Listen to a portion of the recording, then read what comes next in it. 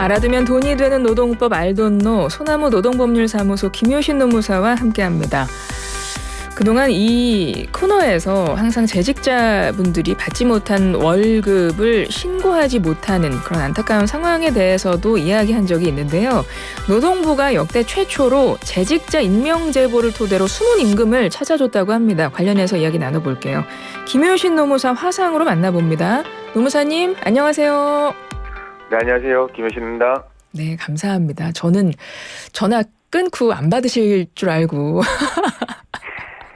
노래 그러시다니 참, 네, 부끄럽습니다. 아닙니다. 우리 조금 전에 라디오 청취율 조사에 대해서 청취자 여러분들이 적극 참여하실 수 있도록 힘을 보태주신 김효신 노무사의 목소리로 라디오 청취율 조사 홍보 노래를 들으셨습니다. 정말 큰일을 해주셔서 많은 분들이 참여를 해주고 계신 것 같습니다. 노무사님 감사드리고요. 네, 감사합니다. 네. 오늘 SAT가 조금 어려운가 봐요. 그래서 앞서 제가 일부 끝에서 내드렸는데 다른 때보다 참여율이 좀 저조합니다. 우리 노무사님의 힌트가 그 어느 때보다 필요하거든요. 예, 제가 문제를 짧게 내드릴 테니까 힌트를 잘 주시기를 바랍니다. 네. 문제 내드릴게요. 이분은 한국 문학계 거장입니다. 대표작으로는 한시연대기, 삼포 가는 길, 장길산, 손님, 오래된 정원, 심청 이런 작품들이 있어요. 올해 80이 넘은 분인데 부커상 최종 후보로 올랐습니다. 이 부커상이라는 건 영국 최고 권위의 문학상이고 소설 철도원 3대라는 작품으로 후보에 오른 거거든요. 이분의 이름을 맞히는 겁니다. 1번 한강, 2번 황석영, 3번 발해 대조영, 4번 라디오 청취율 조사엔 슬기로운 라디오 생활이라고 말해주세요 중에서 정답이 있습니다. 힌트 부탁드려요. 석양이 참 아름답겠네요. 석양이 참 아름답겠구나. 지금 이렇게 감탄사를 네. 말씀하시는 거죠? 네, 네. 그래요. 석양은 보면 참 아름답죠, 그렇죠? 일몰 때. 그러고 보니 받으시면 진짜 아름다우실 것 같아요. 맞아요. 석양이 황색이죠, 보통. 그렇죠. 네. 네. 그렇습니다. 누렇게 변하니까. 그렇습니다.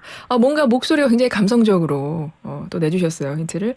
1번 한강, 2번 황석영, 3번 발해 대조영, 4번 라디오 청취율 조사인 슬기로운 라디오 생활이라고 말해주세요 중에서 정답이 있습니다. 단문 50원, 장문 100원의 유료 문자 우물정 0945 샵 0945로 정답 보내주시고요. 저희가 준비한 선물 있고 라디오 청취율 조사 기간이라 커피 쿠폰 이벤트 함께 진행한다는 거 청취자 여러분 알아주세요. 예, 커피도 드립니다. 노무사님 예, 노무사님도 참여해 주셔도 돼요. 왜요? 예. 저희가 공정하게 추첨을 통해서 당첨되시면 커피 쿠폰 보내드릴 거니까. 네. 그리고 참고로 커피 쿠폰은 청취자 여러분, 나중에 청취율 조사 기간 종료 후에 일괄 발송된다는 거, 예, 말씀드리겠습니다. 오늘 이야기 시작을 해볼게요. 저희가 사실 이 시간에 제대로 내가 한 것만큼 돈을 못 받아가지고 속상해하는 분들의 이야기를 많이 했었는데요. 이번에는 좀 속 시원한 내용을 준비하셨어요? 어떤 내용인가요? 맞습니다. 그동안 퇴사자분들이나 재직자분들 같은 경우에 특히 재직자분들은 야근하거나 주말에 특근하실 때 못 받는 수당 어떻게 해야 되냐 하면 제가 항상 말씀드린다는 게 용기를 내서 신고를 하거나 이의를 제기하셔야 된다는 이런 것만 말씀드렸는데요. 그래서 이번에 노동부에서 재직자 임명 제보를 통해서 기획 감독을 실시했습니다. 기획 감독? 네, 기획 감독을 실시했는데요. 그게 무려 체불 임금이 101억 원을 적발해냈어요. 그래서 101억 원 적발해서 그 중에 50% 금액의 한 51억 원 정도가 청산되는 쾌거를 거뒀거든요. 그동안에 노동부에서는 개혁과제 이런 거 말씀하시느라고 우리 재직자분들이나 개인적인 임금 체불에 대해서 좀 무심한 거 아닌가 싶었는데, 요번에 되게 큰, 최초군요. 재직자 임명 제보를 받은 게 최초네요. 그렇게 해서 기획 감독을 한 게. 이번에 이게 사상 최초라고 얘기하더라고요. 임명 제보 통한 게. 네. 그것도 의미가 있고 이게 사실은 처음 실시한 건데도 성과가 좀 있는 것 같아요. 네. 이 기획 감독 언제 어떻게 시행이 됐죠? 근데 이게 작년에 저도 여기서 한번 소개해드렸는데 작년에 12월 11일부터 약 말까지 한 3주 동안의 임명 제보를 받았어요. 그래서 익명 제보를 받아서 그 내용하고 다 증빙 자료를 봤을 때 감독을 해야 되겠다는 사업장을 37개를 선정했습니다. 그래서 그 37개 선정해서 올해 1월부터 3월까지 그 감독 실시하고요. 이번 주 15일날 월요일날 발표된 거거든요. 그래서 중소제조업 15개소랑 뭐 병원 8개소, 대학교 등 뭐 3개소 해서 사업장은 그렇게 정해졌습니다. 근데 이 기획감독 대상이 됐던 곳들이 37곳이잖아요. 사실 그렇게 네. 많은 것 같지는 않은데 체불액이 101억 원이면 어마어마한 거네요. 맞습니다. 네, 너무 커요. 그래서 저희가 항상 재직자들이 문제되고 있는 거는 그 야근하고 아까도 뭐 말씀드린 주말에 특근하고 못 받는 그 수당들일 거라고 많이 생각하고 있었거든요. 네. 근데 이게 이 어마어마한 금액이 나오는 게 그 월급 자체를 못 받으신 거더라고요. 이 월급에 대한 체불액이 무려 88억이고요. 연장 수당은 7억, 연차 미사용 1억, 그러니까 퇴직금 혹은 퇴직연금이 4억, 요렇게 101억이 되더라고요. 아니 월급을 체불을 하면 주지를 않으면 그분들은 생활을 네. 어떻게 하시나요? 그죠? 그러니까 이게 참 재직하시는 분들의 큰 고충인데요. 월급을 뭔가 뭐 기대감을 심어주고 막 그렇게 했겠죠. 근데 결국에는 계속 밀려서 쌓아오고 있었던 것 같아요. 이 숨겨진 체불액 중에서 50%가 근로자에게 지급이 됐네요. 51억 원 네. 정도. 네네. 뭐 전액이었으면 더 좋았겠지만 일단은 네. 절반이라도 지급이 돼서 다행이긴 한데 이거 네. 어떻게 지급이 됐을까요? 사실 이제 이 큰 금액을 차지하는 두 군데가 있더라고요. 하나는 이제 지역대학교인데요. 여기는 이제 요즘에 지역대학교들이 신입생 수가 감소해서 뭐 경영이 악화된 거는 좀 사실이잖아요. 그래서 그게 이제 대학교에 근무하시는 근로자분들에게 체불액이 발생했는데요. 이 근로감독이 시작되자마자 토지 매각한 대금을 통해서 우리 재직 근로자하고 퇴직 근로자들 105명에 대해서 7개월분 임금 18억 원이 바로 청산되었다고 합니다. 네. 그다음에 또 자동차 부품 제조업체인데요. 여기도 뭐 공사비 대금 못 받았다. 그래서 법정 소송 중이라서 뭐 압류 들어와서 못 주고 있었는데 한 13억 정도가 체불되고 있었는데요. 이것도 감독 착수하자마자 바로 전액 지급하고 마무리됐다고 합니다. 그러면 원래도 줄 수 있는 돈 아니었어요? 왜 이게 지급이 안 된 거? 왜 안 준 거예요? 이게 사실 경영자들 입장에서 보면 그 가장 먼저 밀리는 게 뭐냐 하면 4대 보험료하고 세금이거든요. 그 다음이 직원 월급을 밀려버려요. 원래는 우리 생각해 보면 체불하면 안 되지만 월급이 가장 나중에 밀려야 되는 거잖아요. 네네. 근데 일부 이렇게 이제 경영자들 보면 이걸 맨 앞단에 놓더라고요.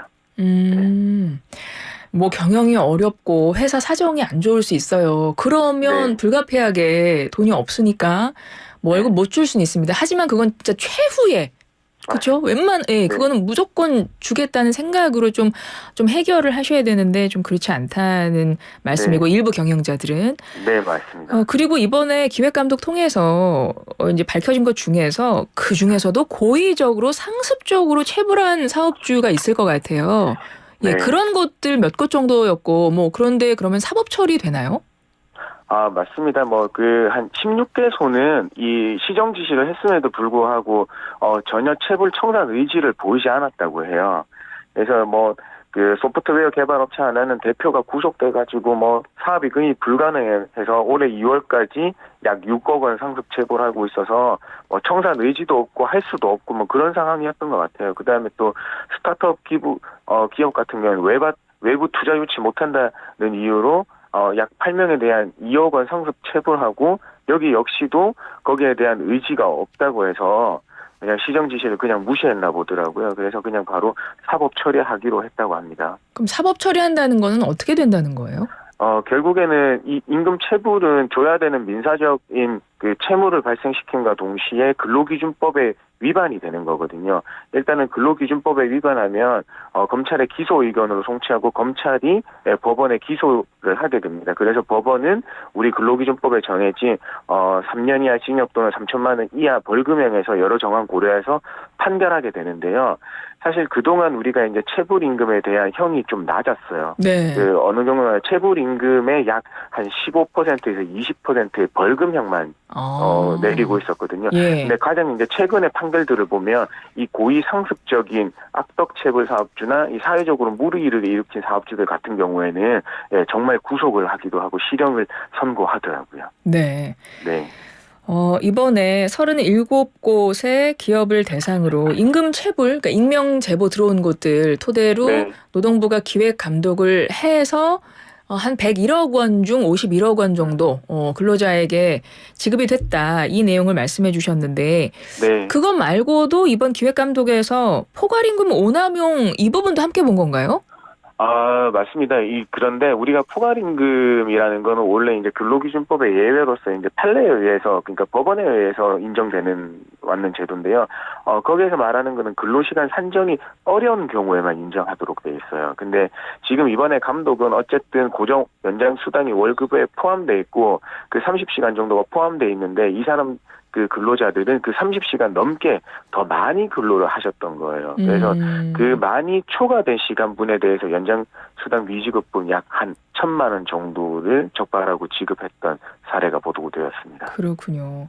네. 이번에 이 익명 제보가 처음 실시됐다고 하는데 앞으로 네. 이거 뭐 지속적으로 계속 진행을 한답니까? 지금 이제 상시화는 이제 발표를 안 했고요. 한 번 더 이제 4월 15일부터 5월 5일까지 노동부 홈페이지 통해서 한 번 더 익명 제보를 받는다고 해요. 그래서 요거는 이제 노동부 홈페이지는 그냥 포털에 이제 치시면 바로 들어가실 수 있고요.